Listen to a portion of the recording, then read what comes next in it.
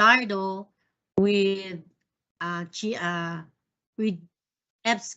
reporting, and the 2 reports of the 2 ASDs as well, and the chiefs of other sections.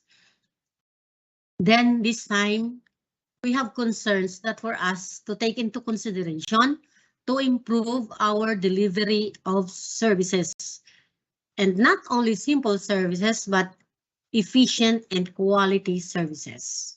For the curriculum input, there is a need. School heads, especially for the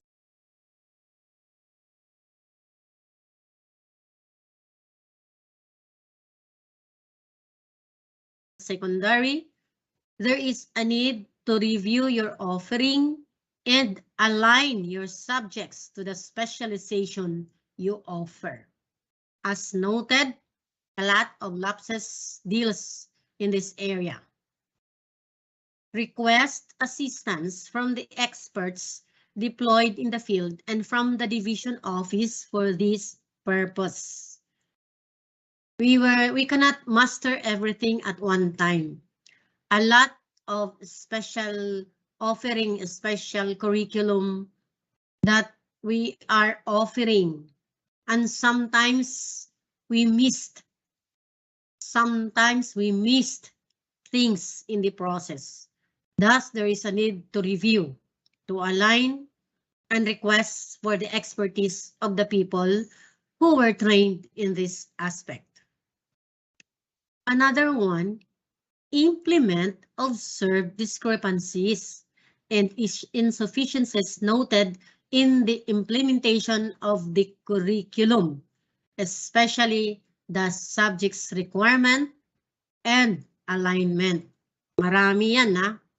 So we need to look into this because we want quality.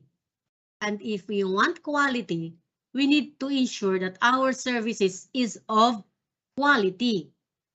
Hindi yung nag-uusap tayo ng quality, pero hindi naman natin tinitingnan kung tama pa ba ang nangyayari. We're not saying that everyone should be perfect, but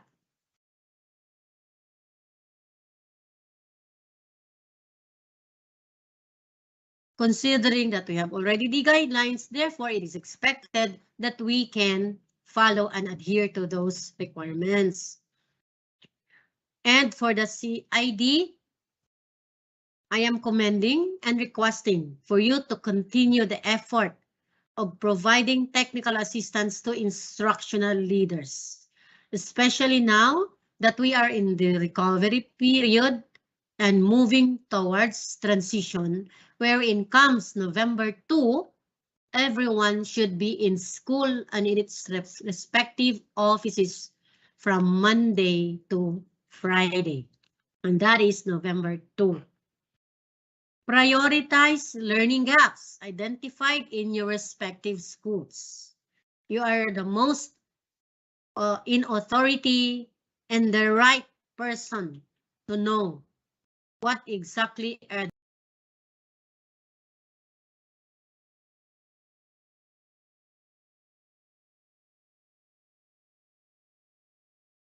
the learning gaps in your school. Now, for that, focus your effort in addressing those learning gaps, meaning no more extracurricular activities that would intervene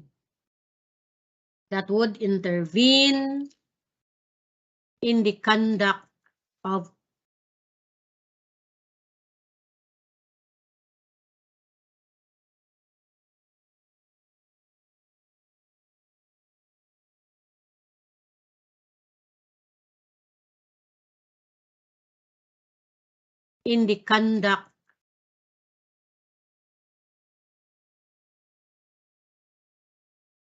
of classes. Kasi doon tayo nauubusan ng panahon because of different activities we're trying to address that sometimes beyond our mandate.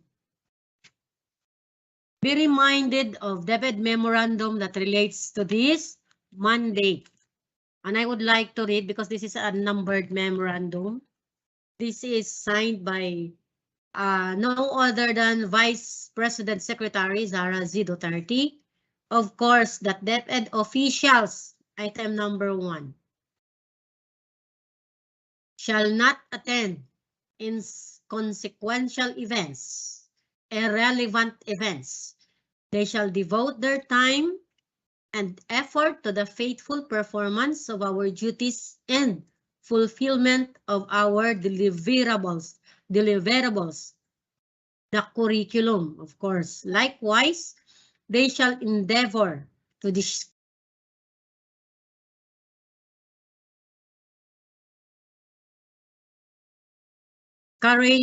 wrong perceptions of their roles as dispensers or peddlers of undue patronage. Oh, hindi tayo nagre-represent ng sekretary para maging product endorser. Wala sa papel natin yan. And we should not devote our time to activities outside of our jurisdiction. And another policy, we are not allowed or we are prohibited to conduct activities outside our respective jurisdiction. By region, if it's regional level, and by division, if it's division level. So no activities should be conducted outside your respective jurisdiction. Ito yung mga napuna ng secretary natin for her few months in the Department of Education. Malinaw yan ha. We have a DepEd order mandating us that no classes should be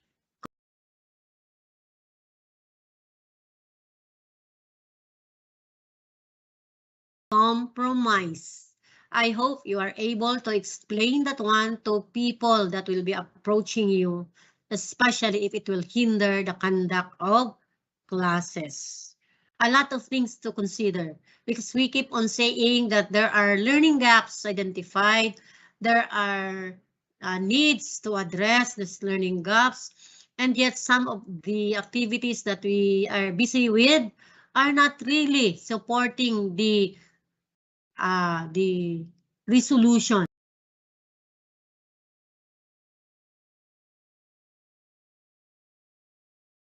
For those learning gaps to be addressed. For operation, that is for the curriculum, and for the operation. No attendance to activities not relating to your duties and functions. If we are the arm of the secretary, the school heads are the arm of the division superintendent. So walang pinagkaiba. If it applied to us, then it will be applicable to everyone in the Department of Education. When we attend activities in our capacity as heads of schools, we represent our office.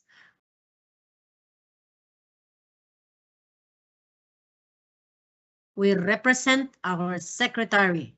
Therefore, any information disseminated by you and actions manifested by you will always affect the entire DepEd organization. That is why if there are critics outside, it's the secretary who will give pronouncement due to official press conference, the stand of the Department of Education.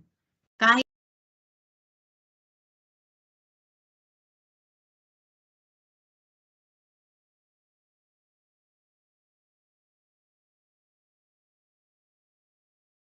stand of the Department of Education. Kahit teacher pa yan ang nagkamali, ang secretary ang sasagot to the entire nation. Let us not wait for our attention to be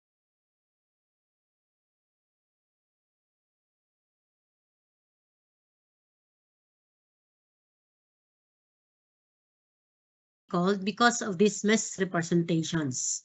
Misrepresentations will or is tantamount to defaming the organization. Next concern was experienced by me personally. And I am looking forward for this not to happen again. Thus, I would like to remind everyone, let us not spread opinion that would defame someone's integrity because of our personal interpretation and intent. Let us be reminded that we are governed by policies of the government. Whatever actions we do should be supported by issuances. Spreading fake news is one-sided story. Know the two sides and you will understand why actions done. I am responsible and accountable of the total performance of the organization.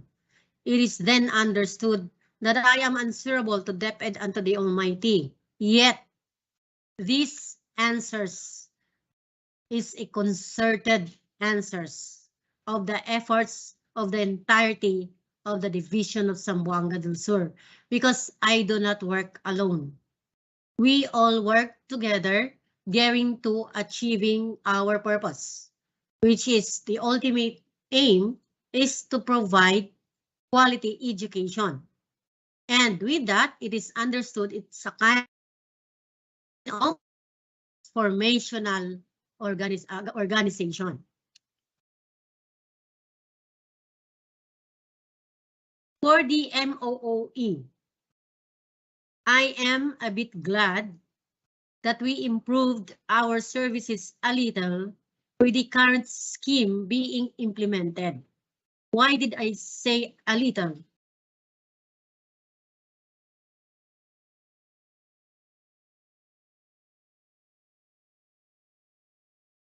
Because there are still school heads that were not able to process their school MOE because of unliquidated cash advances. I am hoping that this year we will improve more. The new system that we are about to implement, as our accountant had announced earlier, is a part of our initiative or hope that with this, we can deliver a more better performance, especially by our school heads when it comes to requests and liquidation of MOOE. Ang pinag-uusapan kasi natin, liquidation. Ang tanong, nakaka-request ba? Hindi, dahil may pending unliquidated pa rin. It's routinary, it's, I don't know, it's domino effect. Without liquidating, you cannot be downloaded. Without downloading, you cannot spend. Iikot-ikot lang yan. So I hope school heads will be more responsible this time, especially that we have a lot of additional MOEs to accommodate for your schools to improve, for your deliverables to be achieved, and for your services to be more efficient and effective. Marami. Nag-uusap tayo ng liquidation. Wala namang nagre-request. So I hope this time you will liquidate those unliquidated cash advances, because we will be more happy if you will be able to utilize 100% of your MOE, because it will mean that you are able to address the needs of your teachers, your learners, and I hope it's happening. We have a lot of interventions as well. As noted,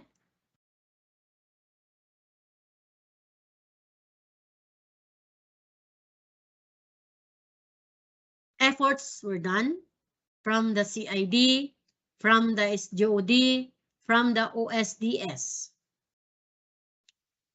One of which, at present, we have laptops and tablets from the local school board funds distributed to teachers and mostly to learners. We targeted learners to immerse or able to manipulate these gadgets we've been talking and discussing. Sige na taghisgot sa klase, ICT na ta, and all. But we are not providing learners kay taman ra siya sa teachers. Now let's see, because we want transformational teaching and learning situation. Efforts will be useless not unless end users are able to perform by their own. Me and I will forget. Teach me and I remember. Involve me and I learn. And this is what our learners need. There is a need for them to be involved. We are aspiring for a transformational teaching, learning situation. Kasi tayo din naman, pagod na tayo sa salita ng salita. Sagot ng sagot, wala namang nakikita. And this requires for a transformational leaders in your person, school heads. Isipin natin ha, ilang ulit ko na itong sinasabi.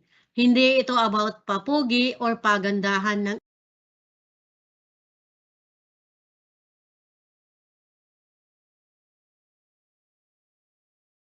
image.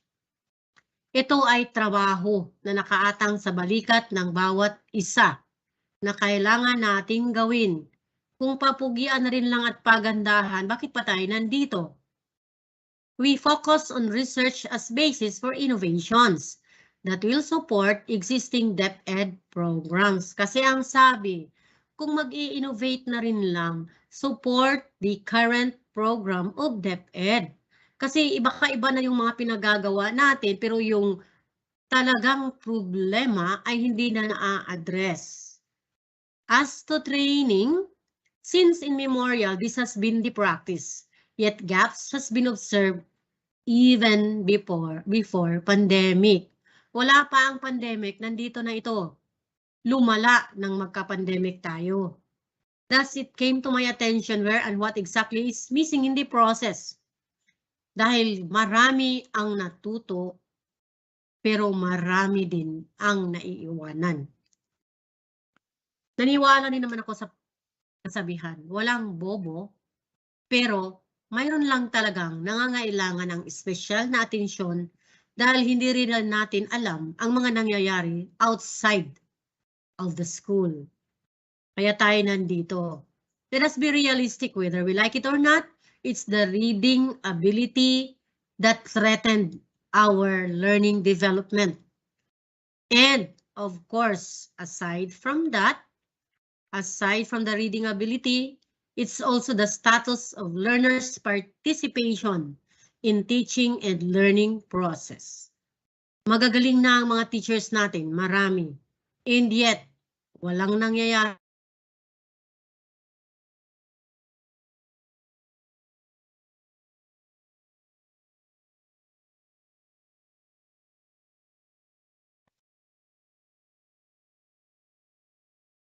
Malaki ang pangangailangan ng province, hindi siya maliit. That is why we're happy to note as well that a lot of our local government officials, even the province, is supporting or are supporting us when it comes to providing these materials to our learners. As a support to our quest for a total engagement of learners and ease teachers' burden in ensuring 100% participation, a lot of laptops and tablets were procured, but it will be distributed by priority. It is expected that those who will be utilizing these laptops and tablets will render accomplishments reports, both teaching, learning progress, and reading status of learners. Rest assured, we are trying to provide the best for a long period of service, that the lifespan of these materials will better serve our learners. May experience na tayo, kaya naghahanap tayo ng maganda. For the finances, assignment of senior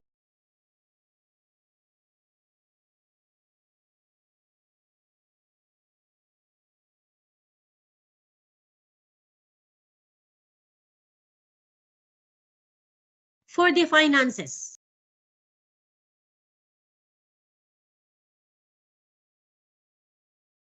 assignment of senior bookkeepers, This is to ensure everybody's working without work duplication. Kasi nung una, meron tayo sa district, meron din tayo sa division.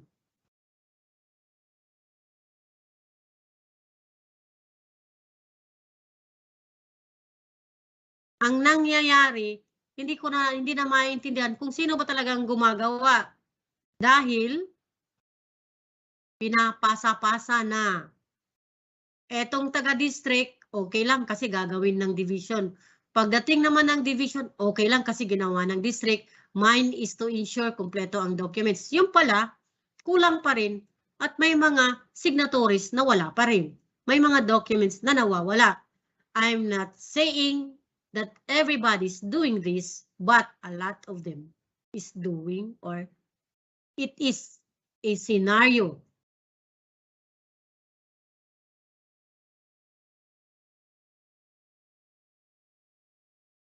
that is happening down the line.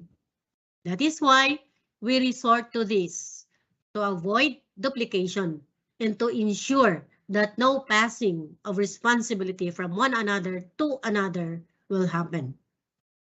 There is a need for an accountable person to be identified for him to answer if ever there will be discrepancies and lapses that will occur in the process. The visiting of schools by the identified checkers as part of the direct assistance. This is to ensure everybody's doing their work properly. Hindi iiwanan, tutulungan pa rin. And we are hoping that with this scheme, we will improve our services. Kasi nga, dito tayo talaga mahina. Itong liquidation, nag-i-improve tayo pero ang bagal. Masyadong mabagal pa rin. Kahit umangat, meron pa rin kakulangan. Yung iba, nag-move on na. Talagang natuto na. Pero marami pa rin ang naiiwan. And sino ba ang namumroblema?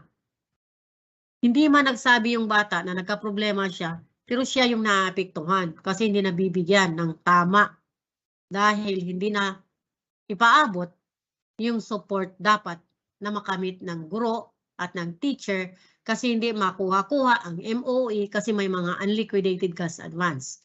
Ito namang mga ibang PSDCs natin ay takot din kasi yung iba hindi rin nakapag-liquidate kasi yung mga heads na kasama doon sa disbursement hindi rin responsible na magbigay ng documents para matapos-tapos na. Well, nasasakripisyo ang PBBB ninyo. Marami yan.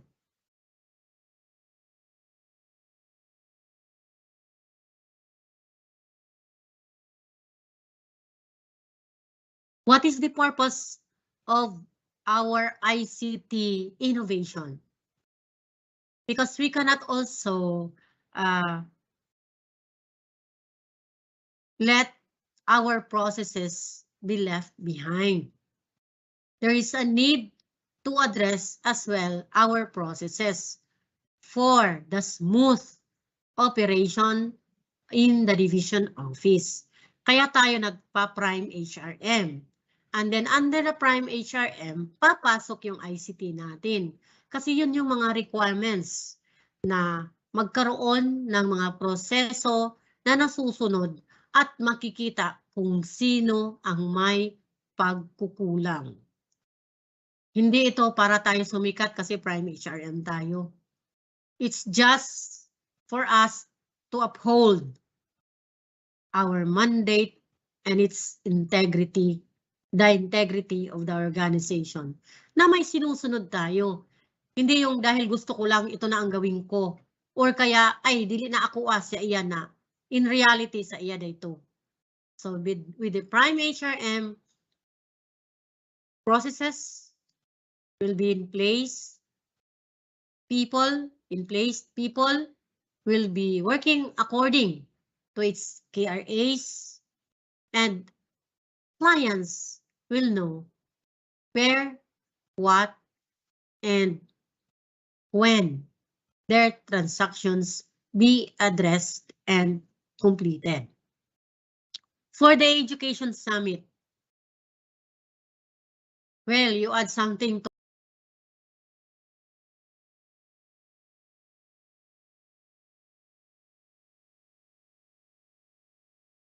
box of ballpen. Di ba?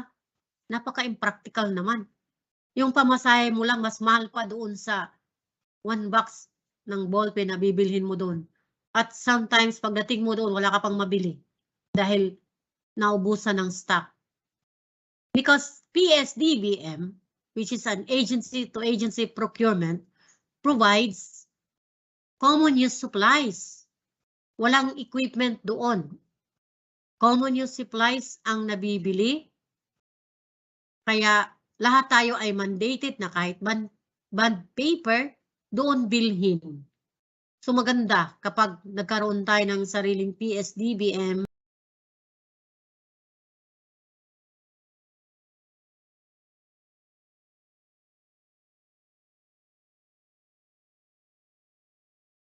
In this area. And this will be properly taken during the Education Summit. Thank you for this idea. And then, actually, this Education Summit is the opportunity for us to inform our stakeholders of the local school board funds priority projects. Ano ba ang pina-priority sa local school board funds? Saan ba yan dapat mapupunta? Ipaalala ko sa inyo ha, when you do request and when you assist the local government in the request of the opening of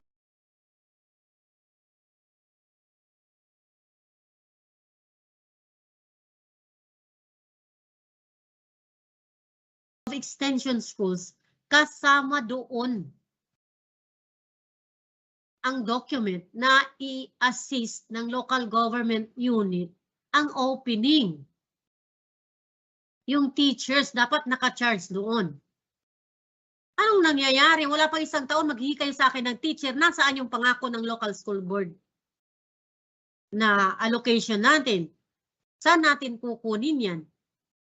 Di ba? Naisip nyo ba? When you request for extension, there is no funds allocated. We just borrow teachers.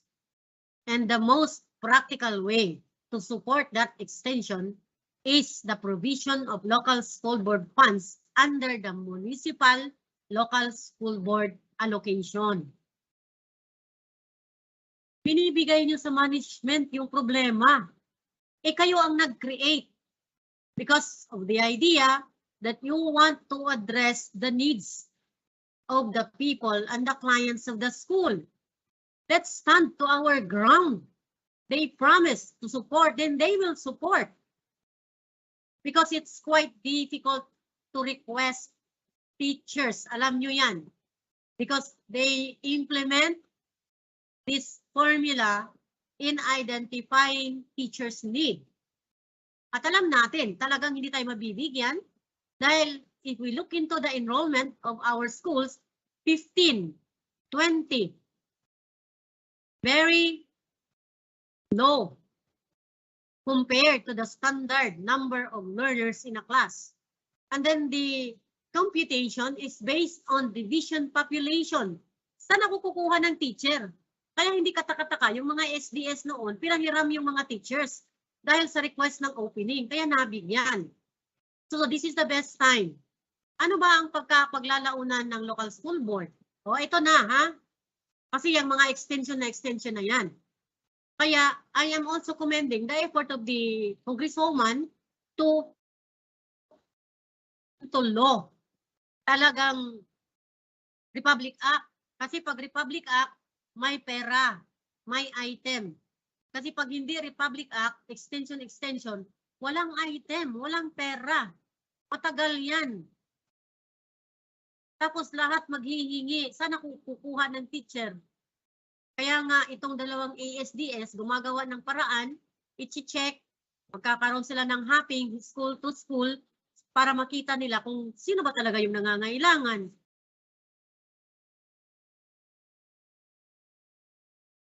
Sino ba talaga yung sobra-sobra na ang teacher pero nag-claim pa rin? Sino ba? We add classes but there is no corresponding allocation because it's not a law. Kaya maganda yung tinatakol sa Kongreso, ina-approve at nagbibigyan ng funding.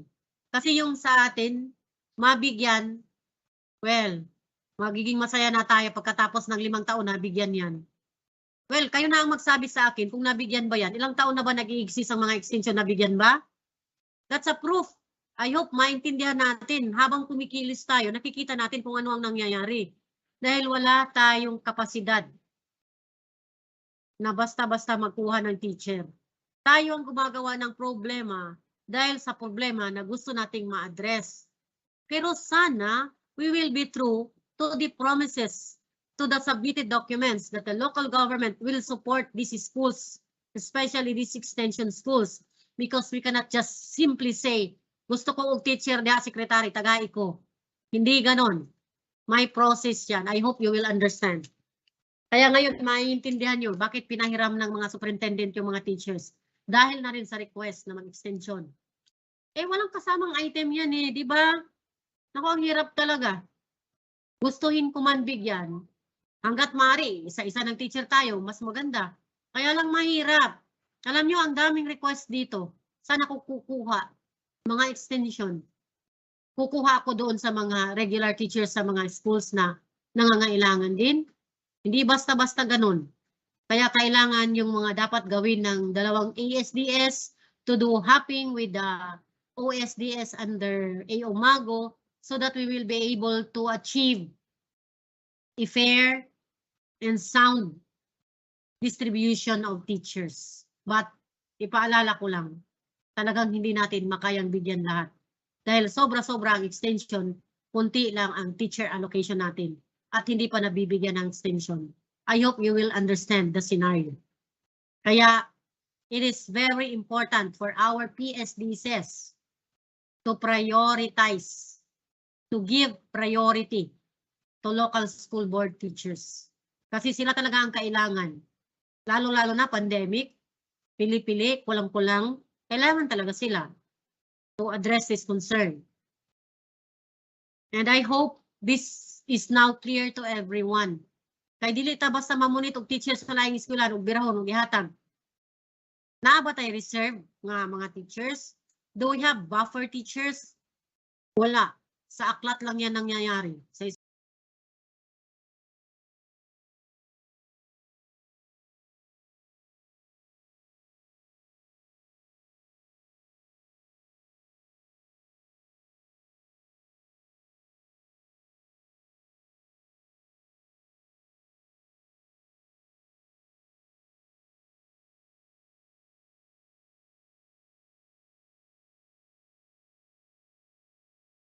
Wala. Sa aklat lang yan nangyayari, sa SLMs. Pero sa totoong mga tao, mahirap yan. Kaya kailangan natin ang effort ng PSDSs at ng mga school heads to lobby with the LGU.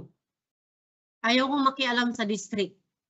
Ang nilalabi ko lang ay sa province in respect to our people or extension arm, which are the district supervisors. I want them to work as well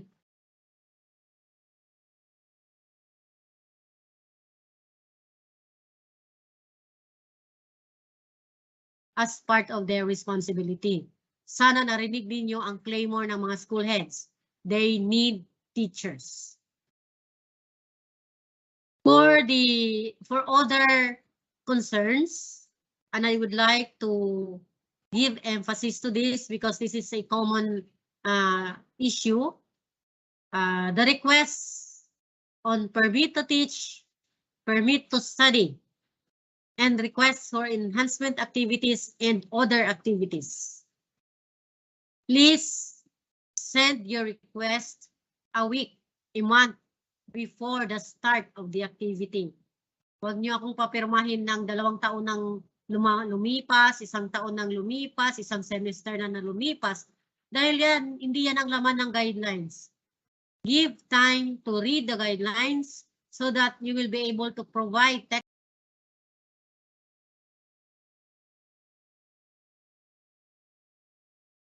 technical assistance to teachers. Kailan mag-request?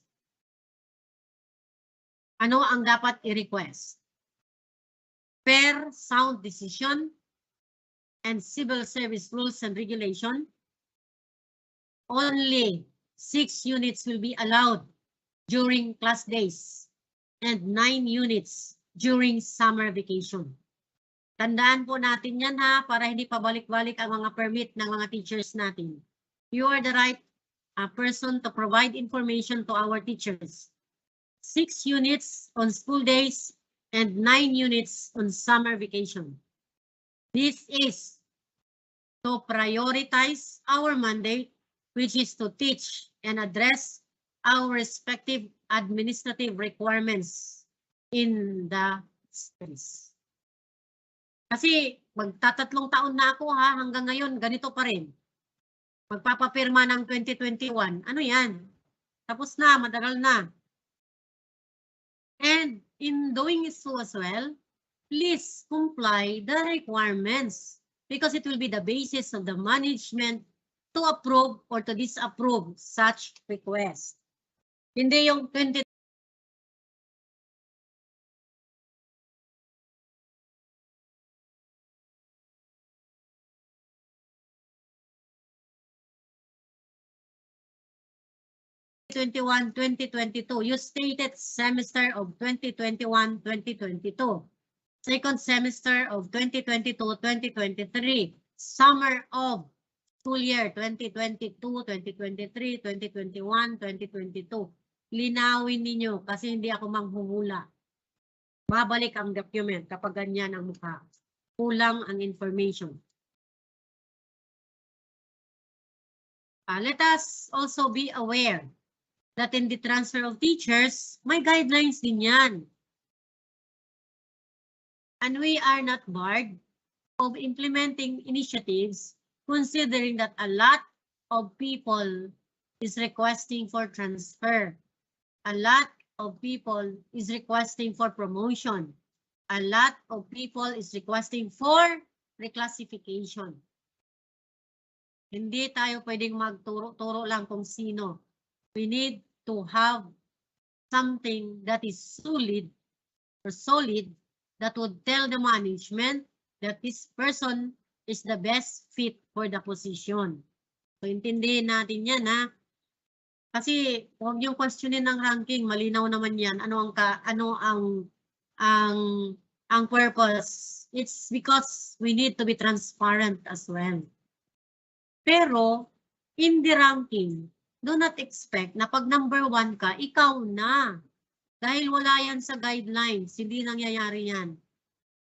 Because of the idea that there are those most fit to the position, especially of his special skills, to address in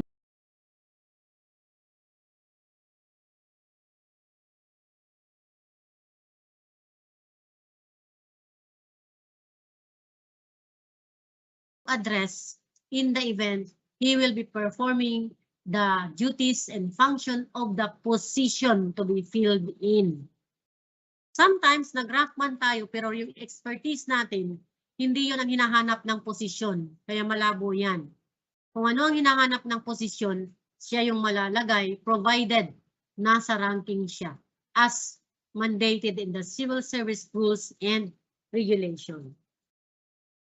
And lastly, it's the issue on the submission of administrative reports. We experienced this one, I think it's yearly, the encoding of enrollment in the ABIS.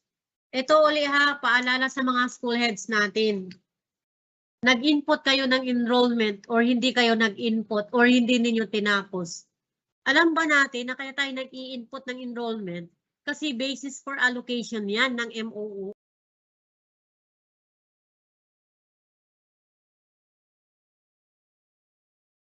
Kaya kayo nagtataka next year, bakit kunti lang ang MOE ko? Ang bagal kasi mag-input, baka hindi na na-capture ng Planning Services Division for the allocation. Kaya mas maaga, mas maganda. para mapasama at hindi maiwanan. And you will be able to get what is due to you or what is due you, especially per learner in your school. Nagtataka tayo. Ngayon lumiit, the next lumiit. Well, isip-isipin natin, ano ba ang in-input natin at the start of the collection of data? Initial data will matter in the planning phase of the central office. So kung initial data man yan, huwag na nating isiping initial yan. Dapat kumplituhin natin yan. Because in the end, it will fire back to us. So tayo ang walang pera, tayo ang walang magamit sa school. Kasi hindi nag-input. Na-call pa yung attention natin, hindi nag-input.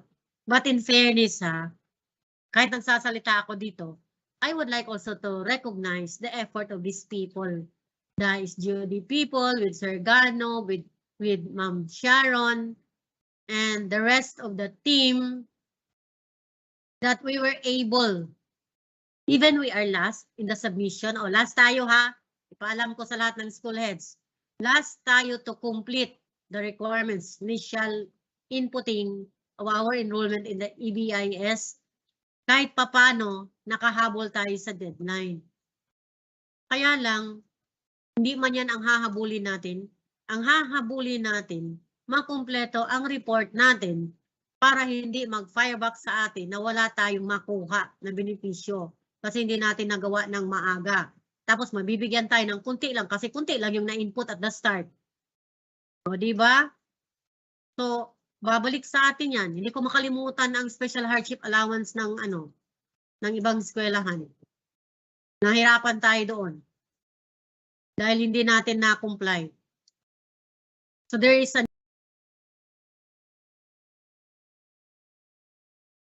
natin na-comply.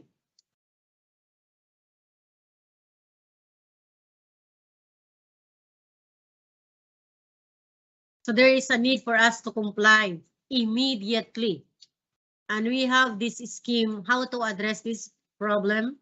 And I hope this will be functional so that this kind of problem will not recur in the future. Thank you very much to those who head for the call as early during the reporting and for completing the required reports.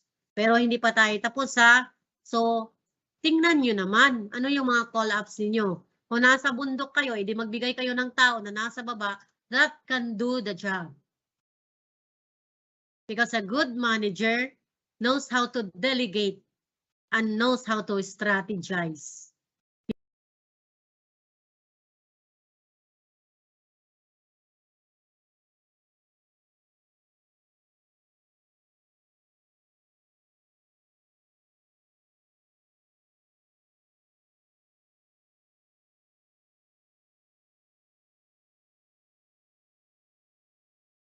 And knows how to strategize.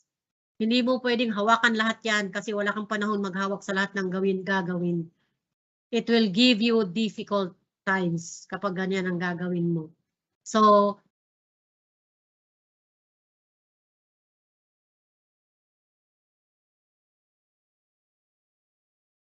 these are lessons that we learned from our previous operation. And I'm hoping that we will be doing better this year, especially that we are learning from our difficulties and hoping for the best with the new innovations from the ICT, from the Office of the 2 ASDSS, from the Office of the CID, from the SGOD, from the accounting, from the administrative section, and all the rest that are involved in the operation. I am hoping for a better performance, especially that we are about, I hope I am right, where we are about to achieve the Prime HRM accreditation. Thank you very much and good afternoon to everyone.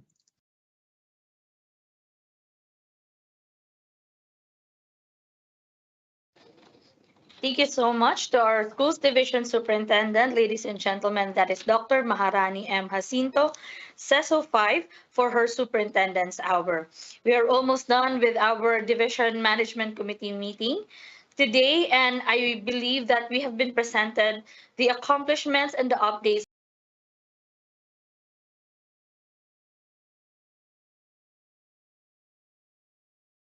that we have to know and understand for this school year, or in preparation for the incoming school year, and of course in the performance of our various duties and responsibilities as members and personnel of the Department of Education.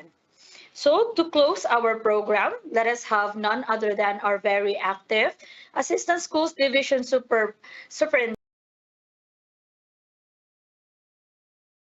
Superintendent Sir Raymond M.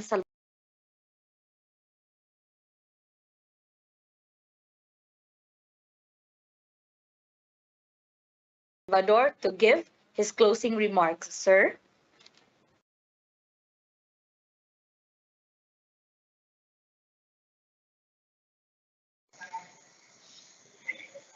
Hello, good afternoon. Yeah.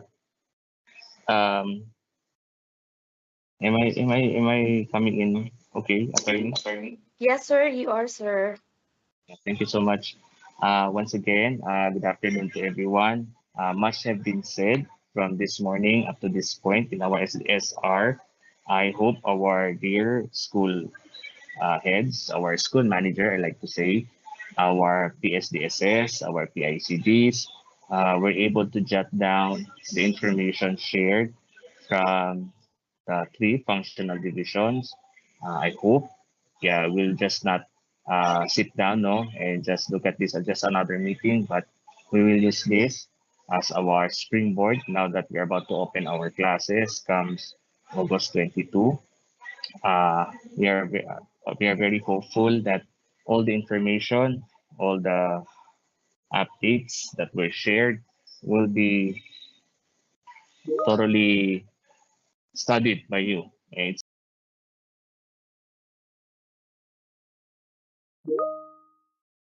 not only that you have to jot down it, but you have to go through it. Read issuances, read policies to be abreast so that you will be able to explain to our teachers. It's because we are having you as our audience because you are the bridge between the SDO and to the teachers. We have almost 10,000 teachers in our division. And just imagine there's only three of us in the top management to include our two chiefs. And how do you think we will be able to reach them? It is through you that we are trying to course all of our communication, all of our programs, our projects and activities. But uh, just like the game, no, pass the message. Along the way, things are not being cleared, but you still continue to share. So in this,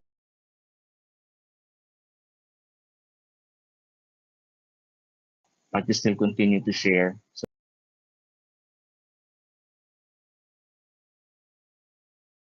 in this case, we hope that every convergence that we have, every gathering that we attend, and each time that we have to spend with our colleagues, let us brainstorm, let us listen, and let us grasp what is being shared to us and share the proper and right information. In this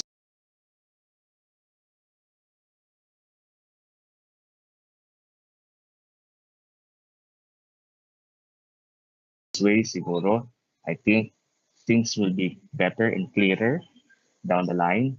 And that is what we are always anticipating that when we download the information, it would be not 100%, but at least 99% correct. And communication is always the key for us to ensure that all our goals, our objectives will be achieved. And this demand com that we have today, our ninth actually, is very significant because uh, much activity is in place. We have the summit, uh, we have the Brigada kickoff, we have PSP matters, we have the structure for the accounting, even our SDS shared important information about our integrating of school. So it's very important that we have to grasp. the message, the information that is being downloaded to us. And I believe you can do so because you were not put in the position just merely because of your seniority, but you were placed in your position because of the capability and the trust and confidence that we have among all of you is really that high, and I hope you will not dissatisfy us. So with that, I know there are still lots of queries and lots of clarifications that we have. Some are even sending their personal message. We are going to try our best to address your queries, and we're very happy because all your feedbacks are the ones that we are using in crafting our policies, and that's why we are also very happy if there would be positive response coming from your end because it is you who have provided us the necessary inputs. We are just the drivers, and you are the motivators for us to keep moving forward. So to all of you, still present in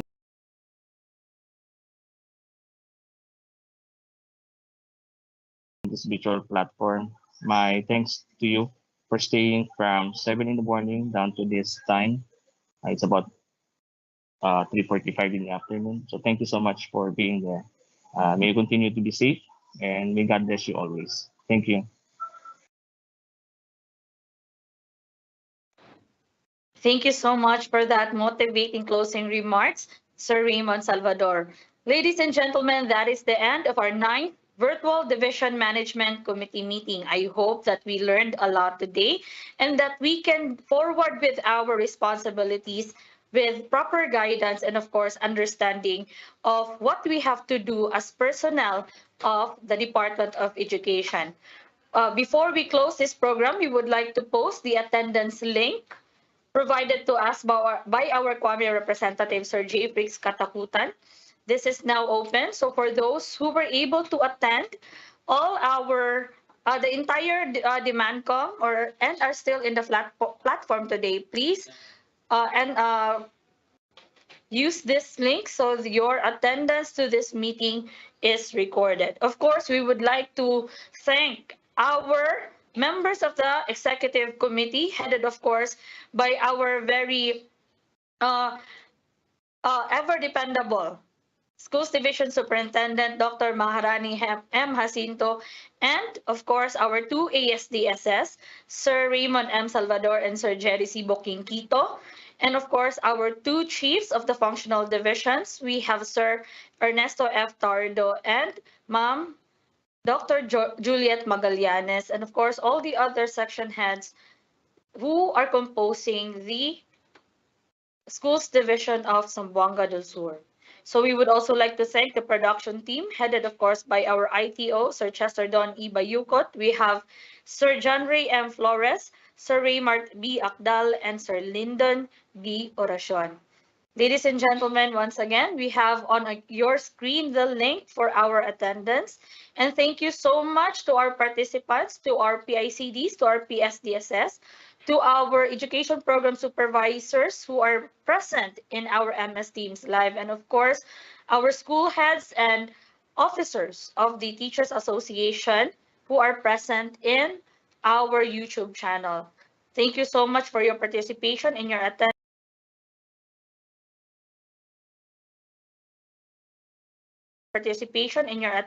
And as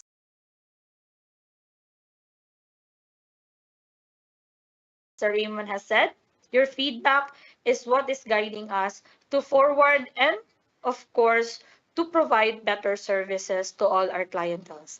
So once again, thank you so much for being here. I would like, let me leave this quote to you by Sir Bill Bethel. A successful team is a group of many hands, but of one mind. So thank you for your attendance to this ninth Virtual Division Management Committee meeting. Good day and God bless us all.